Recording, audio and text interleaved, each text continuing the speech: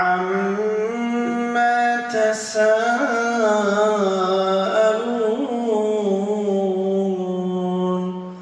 عن النبأ العظيم الذي هم فيه مختلفون كلا سيعلمون ثم كلا سيعلمون ألم نجعل الأرض مهادا والجبال أوتادا وخلقناكم أزواجا وجعلنا نومكم سباتا وجعلنا الليل لباسا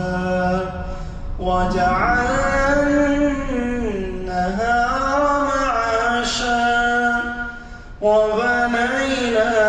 فوقكم سبعا شدادا وجعلنا سراجا وهاجا وأنزلنا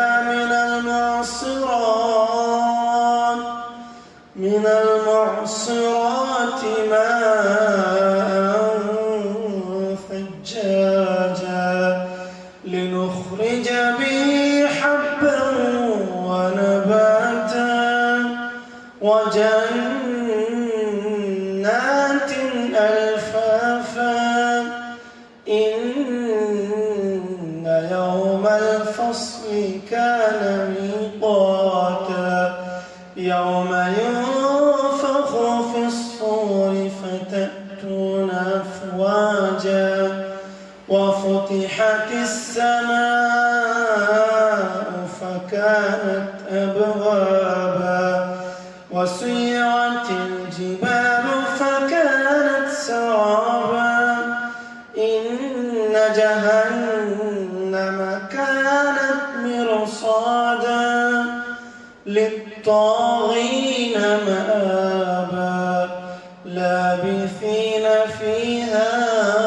أحقابا لا يذوقون فيها بردا ولا شرابا إلا حميما وغساقا جزاء وفاقا